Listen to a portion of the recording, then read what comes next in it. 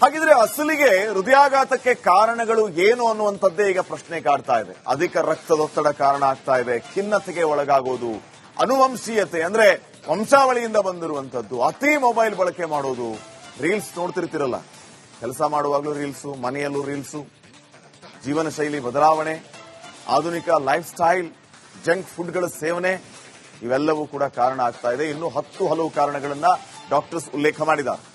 ಈ ಬಗ್ಗೆ ಇನ್ನಷ್ಟು ಅಪ್ಡೇಟ್ಸ್ ಅನ್ನ ಪಡೆದುಕೊಳ್ಳೋಣ. ನಮ್ಮ ಪ್ರತಿನಿಧಿ ದೀಪ್ತಿ ಈಗ ನೇರ ಸಂಪರ್ಕದಲ್ಲಿ ಜಾಯ್ನ್ ಆಗ್ತಾ ಇದ್ದಾರೆ. ದೀಪ್ತಿ, ಕಾರಣಗಳು ಹಲವು ವಿಚಾರಗಳ ಬಗ್ಗೆ ಪ್ರಸ್ತಾಪವೂ ಕೂಡ ಆಗ್ತಾ ಇದೆ.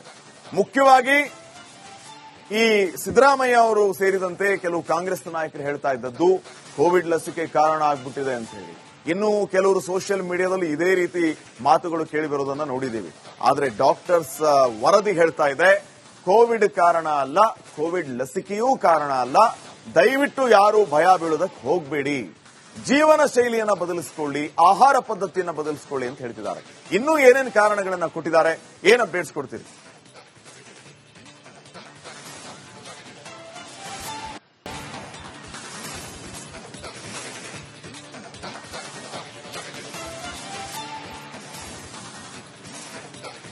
ಶ್ರೀಪಾದ್, ಎಲ್ಲೋ ಒಂದ್ ಕಡೆ ಸರ್ಕಾರ ಕೋವಿಡ್ ಲಸಿಕೆಯಿಂದ ಹೃದಯಾಘಾತ ಆಗಿದೆಯಾ ಅನ್ನೋದು ಬಗ್ಗೆ ಅಧ್ಯಯನ ನಡೆಸಿ ಅಂತ ಹೇಳಿ ಜಯದೇವ ಆಸ್ಪತ್ರೆಯ ಅಧ್ಯಕ್ಷರನ್ನ ಸಮಿತಿಯ ಅಧ್ಯಕ್ಷರನ್ನಾಗಿ ಮಾಡಿ 12 ಜನರ ತಜ್ಞರ ಸಮಿತಿಯನ್ನ ಮಾಡಿ ಅಧ್ಯಯನಕ್ಕೆ ಹೇಳಿತ್ತು. 2-3 ತಿಂಗಳುಗಳ ಕಾಲ ಅಧ್ಯಯನವನ್ನ ನಡೆಸಿರುವಂತಹ ತಜ್ಞರು ಕ್ಲಿಯರ್ ಕಟ್ ಆಗಿ ಹೇಳಿದ್ದಾರೆ, ಯಾವುದೇ ಕಾರಣಕ್ಕೂ ಕೂಡ ಕೋವಿಡ್ ಲಸಿಕೆಯಿಂದ ಹೃದಯಾಘಾತ ಆಗಿಲ್ಲ, ಆಗೋದು ಇಲ್ಲ ಅಂತ. ಯಾವುದೇ ಒಂದು ಲಸಿಕೆಯನ್ನ ಪಡಿಬೇಕಾದ್ರೆ ಅದರ ಸೈಡ್ ಎಫೆಕ್ಟ್ ಇದ್ದೇ ಇರುತ್ತೆ, ಆದ್ರೆ ಅದು ಕೇವಲ 6 ತಿಂಗಳುಗಳ ಕಾಲ ವ್ಯಾಲಿಡಿಟಿಯನ್ನ ಪಡೆದಿದೆ. ಈಗಾಗಲೇ ಕೋವಿಡ್ ಲಸಿಕೆಯನ್ನ ಪಡೆದು ಸುಮಾರು 3-3.5 ವರ್ಷ ಆಗಿದೆ. ಯಾವ ಕಾರಣಕ್ಕೂ ಕೂಡ ಅದರ ಎಫೆಕ್ಟ್ ಇರೋದಿಲ್ಲ ಅಂತನೂ ಕೂಡ ಈ ಹಿಂದೆ ನಮಗೆ ಒಂದಿಷ್ಟು ವಿವರಣೆಗಳನ್ನ ಕೊಡ್ತಾ ಇದ್ರು. ಈಗ ವರದಿಯಲ್ಲೇ ಅದನ್ನ ಉಲ್ಲೇಖ ಮಾಡಿ ಕೋವಿಡ್ ಲಸಿಕೆಗೆ ಯಾವುದೇ ರೀತಿಯಾಗಿ ಅದರಿಂದ ಹೃದಯಾಘಾತ ಆಗಿಲ್ಲ, ಬದಲಾಗಿ ಜನರ ಜೀವನ ಶೈಲಿಯಿಂದ ಇತ್ತೀಚೆಗೆ ಹೆಚ್ಚು ಹೃದಯಾಘಾತಗಳು ಆಗ್ತಾ ಇದೆ ಅಂತ. ಪ್ರಮುಖವಾಗಿ 45 ವರ್ಷಕ್ಕಿಂತ ಕಡಿಮೆ ಇರುವಂತಹ ವಯೋಮಾನದವರ ಮೇಲೆ ಈ ಒಂದು ಅಧ್ಯಯನವನ್ನ ನಡೆಸಿರುವಂತದ್ದು. 200ಕ್ಕೂ ಹೆಚ್ಚು ಪುರುಷರು ಹಾಗೆ ಮಹಿಳೆಯರು, ಒಂದು 40-45 ಮಹಿಳೆಯರನ್ನ ಅಧ್ಯಯನಕ್ಕೆ ಒಳಪಡಿಸಿ ಈ ಒಂದು ರಿಪೋರ್ಟ್ ನ ರೆಡಿ ಮಾಡಿದ್ದಾರೆ. ಪ್ರಮುಖವಾಗಿ ಅವರಿಗೆ ಒತ್ತಡ, ಮಧುಮೇಹ ಜೊತೆಗೆ ಬೇರೆ ಬೇರೆ ರೀತಿಯ ಒಂದಿಷ್ಟು ಲೈಫ್ ಸ್ಟೈಲ್ ಕಾಯಿಲೆಗಳಿಂದ ಹೃದಯಾಘಾತ ಆಗ್ತಾ ಇದೆ ಅನ್ನುವಂತ ವಿಚಾರವನ್ನ ಕೂಡ ಹೇಳಿದ್ದಾರೆ. ಅಷ್ಟೇ ಅಲ್ಲ, ಪ್ರಮುಖವಾಗಿ ಸಕ್ಕರೆ ಮತ್ತೆ ಉಪ್ಪಿನ ಅಂಶದ ಹೆಚ್ಚಳದಿಂದನೂ ಕೂಡ ಹೃದಯದ ಮೇಲೆ ಸಾಕಷ್ಟು ಪರಿಣಾಮಗಳು ಬೀಳ್ತಾ ಇದೆ. ಕಾರ್ಡಿಯೋವ್ಯಾಸ್ಕ್ಯುಲರ್ ಡಿಸೀಸ್ ಅಂತ ಏನ್ ಕರಿತೀವಿ, ಅದು ಇದರಿಂದನೇ ಜಾಸ್ತಿ ಆಗ್ತಾ ಇರುವಂತದ್ದು. ಅಂದ್ರೆ ದೇಹಕ್ಕೆ ಸೋಡಿಯಂ ಅಗತ್ಯ ಇದೆ, ಆದ್ರೆ ನಾವು ಸೇವಿಸುವಂತಹ ಪದಾರ್ಥಗಳಿಂದ ಇತ್ತೀಚೆಗೆ ಅದು ಜಾಸ್ತಿಯಾಗಿ ಅದರಿಂದ ಬಿಪಿ ಬಂದು ಮತ್ತೊಂದ್ ಕಡೆ ಅತಿಯಾದಂತಹ ಸಕ್ಕರೆ ಅಂಶ, ಅದು ಸ್ವೀಟ್ಸ್ ಇರ್ಬೋದು ಅಥವಾ ಬೇಕರಿ ಪದಾರ್ಥಗಳಿರ್ಬೋದು, ಹಸುವಾದ್ರೆ ಸಾಕು ನಾವು ಬೇಕರಿ ಪದಾರ್ಥಗಳನ್ನ ಇತ್ತೀಚೆಗೆ ಸೇವನೆ ಮಾಡ್ತಾ ಇದೀವಿ, ಅದರಿಂದನೂ ಕೂಡ ಸಾಕಷ್ಟು ರೀತಿಯ ದುಷ್ಪರಿಣಾಮಗಳು ದೇಹದ ಮೇಲೆ ಬೀರ್ತಾ ಇದೆ. ಒಂದ್ ಕಡೆ ಗೊತ್ತಿಲ್ಲದೆ ಡಯಾಬಿಟಿಸ್ ಬರ್ತಾ ಇದೆ, ಮತ್ತೊಂದ್ ಕಡೆ ಹೈಪರ್ ಟೆನ್ಷನ್ ಕೂಡ ಬರ್ತಾ ಇದೆ. ಎಷ್ಟೋ ಜನಕ್ಕೆ ಇದು ಎಂಡ್ ಸ್ಟೇಜ್ ವರೆಗೂ ಗೊತ್ತೇ ಆಗೋದಿಲ್ಲ ತಮಗೆ ಬಿಪಿ ಇದೆ, ಡಯಾಬಿಟಿಕ್ ಇದೆ ಅಂತ ಹೇಳಿ. ಹಾಗಾಗಿ ಕಾಲಕ್ಕೆ ವಾರ್ಷಿಕವಾಗಿ ದೇಹದ ಒಂದು ತಪಾಸಣೆಯನ್ನ ಮಾಡಿಸಬೇಕು. ಪ್ರಮುಖವಾಗಿ 45 ವರ್ಷ ಮೇಲ್ಪಟ್ಟಂತಹ ಮಹಿಳೆಯರು ವಾರ್ಷಿಕ ಹೃದಯದ ಚೆಕಪ್ ಮಾಡಿಸಬೇಕು. 35 ವರ್ಷ ಮೇಲ್ಪಟ್ಟಂತಹ ಪುರುಷರು ಕೂಡ ವಾರ್ಷಿಕವಾಗಿ ಹೃದಯಾಘಾತದ ಅಂದ್ರೆ ಹೃದಯಕ್ಕೆ ಸಂಬಂಧಪಟ್ಟಂತಹ ತಪಾಸಣೆಯನ್ನ ಮಾಡಿಸಬೇಕಾಗುತ್ತೆ. ಅದು ಇಸಿಜಿ ಇರಬಹುದು ಅಥವಾ ಒಂದು ಬೇರೆ ರೀತಿಯ ಅಂದ್ರೆ ಅದರ ಪ್ಯಾಕೇಜ್ ಬರುತ್ತೆ, ಅದನ್ನ ಮಾಡಿಸಿದ್ರೆ ಸೇಫ್ ಅನ್ನೋ ಒಂದು ವಿಚಾರವನ್ನ ಕೂಡ ಈಗಾಗಲೇ ತಜ್ಞರು ಹೇಳಿರುವಂತದ್ದು. ಸೊ ನಾನಾ ಕಾರಣಗಳಿದೆ, ಆದ್ರೆ ಸ್ಪಷ್ಟವಾಗಿ ತಜ್ಞರು ಹೇಳಿರುವಂತದ್ದು ಕೋವಿಡ್ ಆಗ್ಲಿ ಕೋವಿಡ್ ಲಸಿಕೆಯಿಂದಾಗ್ಲಿ ಹೃದಯಾಘಾತ ಆಗ್ತಾ ಇಲ್ಲ, ಜನರ ಜೀವನ ಶೈಲಿ, ಆಹಾರ ಕ್ರಮದಿಂದ ಹೃದಯಾಘಾತಗಳ ಆಗ್ತಾ ಇದೆ. ಹಾಗಾಗಿ ಯುವಕರು ಇದರ ಬಗ್ಗೆ ಹೆಚ್ಚಿನ ಗಮನವನ್ನ ಕೊಡಬೇಕು.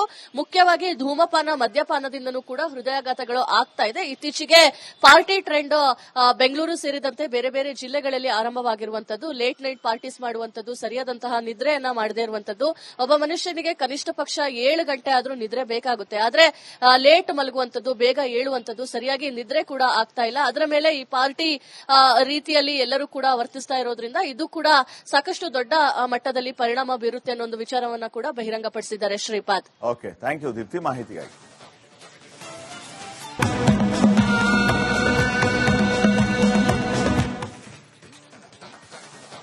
ಹಾಗಿದ್ರೆ ಅಸಲಿಗೆ ಹೃದಯಾಘಾತಕ್ಕೆ ಕಾರಣಗಳು ಏನು ಅನ್ನುವಂಥದ್ದೇ ಈಗ ಪ್ರಶ್ನೆ ಕಾಡ್ತಾ ಇದೆ. ಅಧಿಕ ರಕ್ತದೊತ್ತಡ ಕಾರಣ ಆಗ್ತಾ ಇದೆ, ಖಿನ್ನತೆಗೆ ಒಳಗಾಗೋದು, ಅನುವಂಶೀಯತೆ ಅಂದ್ರೆ ವಂಶಾವಳಿಯಿಂದ ಬಂದಿರುವಂತದ್ದು, ಅತಿ ಮೊಬೈಲ್ ಬಳಕೆ ಮಾಡೋದು, ರೀಲ್ಸ್ ನೋಡ್ತಿರ್ತಿರಲ್ಲ, ಕೆಲಸ ಮಾಡುವಾಗಲೂ ರೀಲ್ಸು, ಮನೆಯಲ್ಲೂ ರೀಲ್ಸು, ಜೀವನ ಶೈಲಿ ಬದಲಾವಣೆ, ಆಧುನಿಕ ಲೈಫ್ ಸ್ಟೈಲ್, ಜಂಕ್ ಫುಡ್ಗಳ ಸೇವನೆ, ಇವೆಲ್ಲವೂ ಕೂಡ ಕಾರಣ ಆಗ್ತಾ ಇದೆ. ಇನ್ನೂ ಹಲವು ಕಾರಣಗಳನ್ನ ಡಾಕ್ಟರ್ಸ್ ಉಲ್ಲೇಖ ಮಾಡಿದ್ದಾರೆ.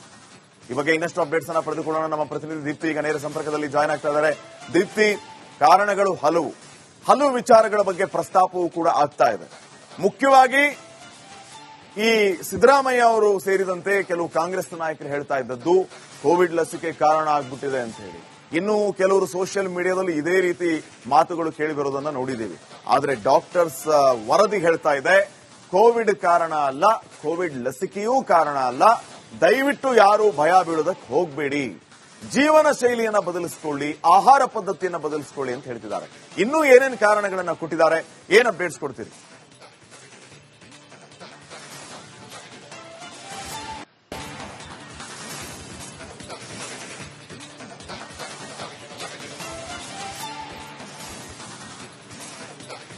ಶ್ರೀಪಾದ್, ಎಲ್ಲೋ ಒಂದ್ ಕಡೆ ಸರ್ಕಾರ ಕೋವಿಡ್ ಲಸಿಕೆಯಿಂದ ಹೃದಯಾಘಾತ ಆಗಿದೆಯಾ ಅನ್ನೋದು ಬಗ್ಗೆ ಅಧ್ಯಯನ ನಡೆಸಿ ಅಂತ ಹೇಳಿ ಜಯದೇವ ಆಸ್ಪತ್ರೆಯ ಸಮಿತಿಯ ಅಧ್ಯಕ್ಷರನ್ನಾಗಿ ಮಾಡಿ 12 ಜನರ ತಜ್ಞರ ಸಮಿತಿಯನ್ನ ಮಾಡಿ ಅಧ್ಯಯನಕ್ಕೆ ಹೇಳಿತ್ತು. 2-3 ತಿಂಗಳುಗಳ ಕಾಲ ಅಧ್ಯಯನವನ್ನ ನಡೆಸಿರುವಂತಹ ತಜ್ಞರು ಕ್ಲಿಯರ್ ಕಟ್ ಆಗಿ ಹೇಳಿದ್ದಾರೆ, ಯಾವುದೇ ಕಾರಣಕ್ಕೂ ಕೂಡ ಕೋವಿಡ್ ಲಸಿಕೆಯಿಂದ ಹೃದಯಾಘಾತ ಆಗಿಲ್ಲ, ಆಗೋದು ಇಲ್ಲ ಅಂತ. ಯಾವುದೇ ಒಂದು ಲಸಿಕೆಯನ್ನ ಪಡಿಬೇಕಾದ್ರೆ ಅದರ ಸೈಡ್ ಎಫೆಕ್ಟ್ ಇದ್ದೇ ಇರುತ್ತೆ, ಆದ್ರೆ ಅದು ಕೇವಲ 6 ತಿಂಗಳ ಕಾಲ ವ್ಯಾಲಿಡಿಟಿಯನ್ನ ಪಡೆದಿದೆ. ಈಗಾಗಲೇ ಕೋವಿಡ್ ಲಸಿಕೆಯನ್ನ ಪಡೆದು ಸುಮಾರು 3-3.5 ವರ್ಷ ಆಗಿದೆ. ಯಾವ ಕಾರಣಕ್ಕೂ ಕೂಡ ಅದರ ಎಫೆಕ್ಟ್ ಇರೋದಿಲ್ಲ ಅಂತನೂ ಕೂಡ ಈ ಹಿಂದೆ ನಮಗೆ ಒಂದಿಷ್ಟು ವಿವರಣೆಗಳನ್ನ ಕೊಡ್ತಾ ಇದ್ರು. ಈಗ ವರದಿಯಲ್ಲೇ ಅದನ್ನ ಉಲ್ಲೇಖ ಮಾಡಿ ಕೋವಿಡ್ ಲಸಿಕೆಗೆ ಯಾವುದೇ ರೀತಿಯಾಗಿ ಅದರಿಂದ ಹೃದಯಾಘಾತ ಆಗಿಲ್ಲ, ಬದಲಾಗಿ ಜನರ ಜೀವನ ಶೈಲಿಯಿಂದ ಇತ್ತೀಚೆಗೆ ಹೆಚ್ಚು ಹೃದಯಾಘಾತಗಳು ಆಗ್ತಾ ಇದೆ ಅಂತ. ಪ್ರಮುಖವಾಗಿ 45 ವರ್ಷಕ್ಕಿಂತ ಕಡಿಮೆ ಇರುವಂತಹ ವಯೋಮಾನದವರ ಮೇಲೆ ಈ ಒಂದು ಅಧ್ಯಯನವನ್ನ ನಡೆಸಿರುವಂತದ್ದು. 200ಕ್ಕೂ ಹೆಚ್ಚು ಪುರುಷರು ಹಾಗೆ ಮಹಿಳೆಯರು, ಒಂದು 40-45 ಮಹಿಳೆಯರನ್ನ ಅಧ್ಯಯನಕ್ಕೆ ಒಳಪಡಿಸಿ ಈ ಒಂದು ರಿಪೋರ್ಟ್ ನ ರೆಡಿ ಮಾಡಿದ್ದಾರೆ. ಪ್ರಮುಖವಾಗಿ ಅವರಿಗೆ ಒತ್ತಡ, ಮಧುಮೇಹ ಜೊತೆಗೆ ಬೇರೆ ಬೇರೆ ರೀತಿಯ ಒಂದಿಷ್ಟು ಲೈಫ್ ಸ್ಟೈಲ್ ಕಾಯಿಲೆಗಳಿಂದ ಹೃದಯಾಘಾತ ಆಗ್ತಾ ಇದೆ ಅನ್ನೋ ವಿಚಾರವನ್ನ ಕೂಡ ಹೇಳಿದ್ದಾರೆ. ಅಷ್ಟೇ ಅಲ್ಲ, ಪ್ರಮುಖವಾಗಿ ಸಕ್ಕರೆ ಮತ್ತೆ ಉಪ್ಪಿನ ಅಂಶದ ಹೆಚ್ಚಳದಿಂದನೂ ಕೂಡ ಹೃದಯದ ಮೇಲೆ ಸಾಕಷ್ಟು ಪರಿಣಾಮಗಳು ಬೀಳ್ತಾ ಇದೆ. ಕಾರ್ಡಿಯೋವ್ಯಾಸ್ಕ್ಯುಲರ್ ಡಿಸೀಸ್ ಅಂತ ಏನ್ ಕರಿತೀವಿ, ಅದು ಇದರಿಂದನೇ ಜಾಸ್ತಿ ಆಗ್ತಾ ಇರುವಂತದ್ದು. ಅಂದ್ರೆ ದೇಹಕ್ಕೆ ಸೋಡಿಯಂ ಅಗತ್ಯ ಇದೆ, ಆದ್ರೆ ನಾವು ಸೇವಿಸುವಂತಹ ಪದಾರ್ಥಗಳಿಂದ ಇತ್ತೀಚೆಗೆ ಅದು ಜಾಸ್ತಿಯಾಗಿ ಅದರಿಂದ ಬಿಪಿ ಬಂದು ಮತ್ತೊಂದ್ ಕಡೆ ಅತಿಯಾದಂತಹ ಸಕ್ಕರೆ ಅಂಶ, ಅದು ಸ್ವೀಟ್ಸ್ ಇರ್ಬೋದು ಅಥವಾ ಬೇಕರಿ ಪದಾರ್ಥಗಳಿರ್ಬೋದು, ಹಸುವಾದ್ರೆ ಸಾಕು ನಾವು ಬೇಕರಿ ಪದಾರ್ಥಗಳನ್ನ ಇತ್ತೀಚೆಗೆ ಸೇವನೆ ಮಾಡ್ತಾ ಇದೀವಿ, ಅದರಿಂದನೂ ಕೂಡ ಸಾಕಷ್ಟು ರೀತಿಯ ದುಷ್ಪರಿಣಾಮಗಳು ದೇಹದ ಮೇಲೆ ಬೀರ್ತಾ ಇದೆ. ಒಂದ್ ಕಡೆ ಗೊತ್ತಿಲ್ಲದೆ ಡಯಾಬಿಟಿಸ್ ಬರ್ತಾ ಇದೆ, ಮತ್ತೊಂದ್ ಕಡೆ ಹೈಪರ್ ಟೆನ್ಷನ್ ಕೂಡ ಬರ್ತಾ ಇದೆ. ಎಷ್ಟೋ ಜನಕ್ಕೆ ಇದು ಎಂಡ್ ಸ್ಟೇಜ್ ವರೆಗೂ ಗೊತ್ತೇ ಆಗೋದಿಲ್ಲ ತಮಗೆ ಬಿಪಿ ಇದೆ, ಡಯಾಬಿಟಿಕ್ ಇದೆ ಅಂತ ಹೇಳಿ. ಹಾಗಾಗಿ ಕಾಲಕಾಲಕ್ಕೆ ವಾರ್ಷಿಕವಾಗಿ ದೇಹದ ಒಂದು ತಪಾಸಣೆಯನ್ನ ಮಾಡಿಸಬೇಕು. ಪ್ರಮುಖವಾಗಿ 45 ವರ್ಷ ಮೇಲ್ಪಟ್ಟಂತಹ ಮಹಿಳೆಯರು ವಾರ್ಷಿಕ ಹೃದಯದ ಚೆಕಪ್ ಮಾಡಿಸಬೇಕು. 35 ವರ್ಷ ಮೇಲ್ಪಟ್ಟಂತಹ ಪುರುಷರು ಕೂಡ ವಾರ್ಷಿಕವಾಗಿ ಹೃದಯಾಘಾತದ ಅಂದ್ರೆ ಹೃದಯಕ್ಕೆ ಸಂಬಂಧಪಟ್ಟಂತಹ ತಪಾಸಣೆಯನ್ನ ಮಾಡಿಸಬೇಕಾಗುತ್ತೆ. ಅದು ಇಸಿಜಿ ಇರಬಹುದು ಅಥವಾ ಒಂದು ಬೇರೆ ರೀತಿಯ ಅಂದ್ರೆ ಅದರ ಪ್ಯಾಕೇಜ್ ಬರುತ್ತೆ, ಅದನ್ನ ಮಾಡಿಸಿದ್ರೆ ಸೇಫ್ ಅನ್ನೋ ಒಂದು ವಿಚಾರವನ್ನ ಕೂಡ ಈಗಾಗಲೇ ತಜ್ಞರು ಹೇಳಿರುವಂತದ್ದು. ಸೊ ನಾನಾ ಕಾರಣಗಳಿದೆ, ಆದ್ರೆ ಸ್ಪಷ್ಟವಾಗಿ ತಜ್ಞರು ಹೇಳಿರುವಂತದ್ದು ಕೋವಿಡ್ ಆಗ್ಲಿ ಕೋವಿಡ್ ಲಸಿಕೆಯಿಂದಾಗ್ಲಿ ಹೃದಯಾಘಾತ ಆಗ್ತಾ ಇಲ್ಲ, ಜನರ ಜೀವನ ಶೈಲಿ, ಆಹಾರ ಕ್ರಮದಿಂದ ಹೃದಯಾಘಾತಗಳ ಆಗ್ತಾ ಇದೆ. ಹಾಗಾಗಿ ಯುವಕರು ಇದರ ಬಗ್ಗೆ ಹೆಚ್ಚಿನ ಗಮನವನ್ನ ಕೊಡಬೇಕು. ಮುಖ್ಯವಾಗಿ ಧೂಮಪಾನ, ಮದ್ಯಪಾನದಿಂದನೂ ಕೂಡ ಹೃದಯಾಘಾತಗಳು ಆಗ್ತಾ ಇದೆ. ಇತ್ತೀಚೆಗೆ ಪಾರ್ಟಿ ಟ್ರೆಂಡ್ ಬೆಂಗಳೂರು ಸೇರಿದಂತೆ ಬೇರೆ ಬೇರೆ ಜಿಲ್ಲೆಗಳಲ್ಲಿ ಆರಂಭವಾಗಿರುವಂತದ್ದು. ಲೇಟ್ ನೈಟ್ ಪಾರ್ಟೀಸ್ ಮಾಡುವಂತದ್ದು, ಸರಿಯಾದಂತಹ ನಿದ್ರೆಯನ್ನ ಮಾಡದೇ ಇರುವಂತದ್ದು. ಒಬ್ಬ ಮನುಷ್ಯನಿಗೆ ಕನಿಷ್ಠ ಪಕ್ಷ 7 ಗಂಟೆ ಆದ್ರೂ ನಿದ್ರೆ ಬೇಕಾಗುತ್ತೆ, ಆದ್ರೆ ಲೇಟ್ ಮಲಗುವಂತದ್ದು, ಬೇಗ ಏಳುವಂತದ್ದು, ಸರಿಯಾಗಿ ನಿದ್ರೆ ಕೂಡ ಆಗ್ತಾ ಇಲ್ಲ. ಅದರ ಮೇಲೆ ಈ ಪಾರ್ಟಿ ರೀತಿಯಲ್ಲಿ ಎಲ್ಲರೂ ಕೂಡ ವರ್ತಿಸ್ತಾ ಇರೋದ್ರಿಂದ ಇದು ಕೂಡ ಸಾಕಷ್ಟು ದೊಡ್ಡ ಮಟ್ಟದಲ್ಲಿ ಪರಿಣಾಮ ಬೀರುತ್ತೆ ಅನ್ನೋ ಒಂದು ವಿಚಾರವನ್ನ ಕೂಡ ಬಹಿರಂಗಪಡಿಸಿದ್ದಾರೆ Shripad. Okay, thank you Deepti ಮಾಹಿತಿಗಾಗಿ.